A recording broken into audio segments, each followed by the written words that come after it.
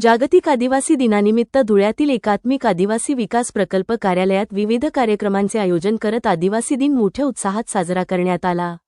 देव मोगरा देवीच्या प्रतिमेचे पूजन, दीपप्रज्वलन तसेच आदिवासी महापुरुषांसह सर्वच महापुरुषांच्या प्रतिमांना पुष्पहार अर्पण करून अभिवादन करण्यात आले।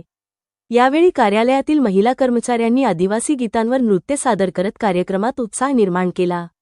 तसेच महिला कर्मचाऱ्यांनी आकर्षक रांगोळी काढून कार्यालयाची शोभा वाढवली।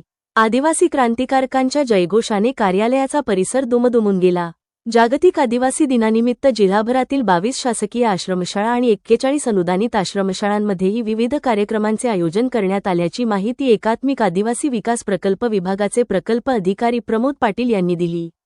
या कार्यक्रमाला प्रकल्प अधिकारी प्रमोद पाटील, सहाय्यक प्रकल्प अधिकारी दशरथ शिंदे, पवन सुनोने, लेखा अधिकारी राजेश देशमुख, सहाय्यक प्रकल्प अधिकारी श्यामकांत पाटील, सहाय्यक प्रकल्प अधिकारी बी.ए. आव्हाड, कार्यालय अधीक्षक आर.पी. मोरे, महेंद्र देवरे यांच्यासह अधिकारी व कर्मचारी मोठ्या संख्येने उपस्थित होते।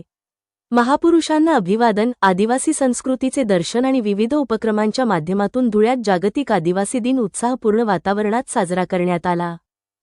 आमच्या प्रकल्प कार्यालयात आज जागतिक आदिवासी दिनाचं नियोजन करण्यात आले। तसंच आमचे सर्व शासकीय आश्रमशाळा, अनुदानित आश्रमशाळा, 22 शासकीय आश्रमशाळा, 41 अनुदानित आश्रमशाळा आणि 29 शासकीय वसतिगृह या सर्व ठिकाणी कार्यक्रमांचे नियोजन करण्यात आले।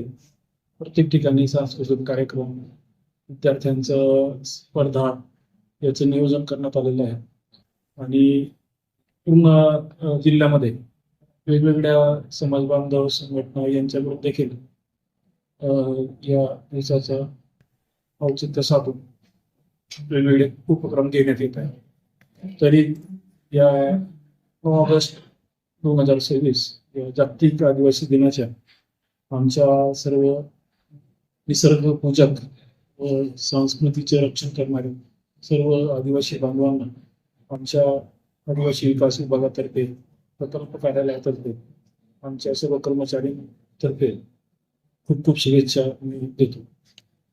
आज कार्यालयामध्ये सर्व आदिवासी क्रांतिकारक यांचं प्रतिमा पूजन, दीपप्रज्वलन करून सर्व क्रांतिकारकांच्या अभिवादन करण्यात आले व आमच्या या नंतरचा जो कार्यक्रम तो शाळेवर लौकी आश्रमशाळेवर जाणार आहे, तर त्या ठिकाणी देखील आम्ही कार्यक्रमामध्ये सहभागी होणार।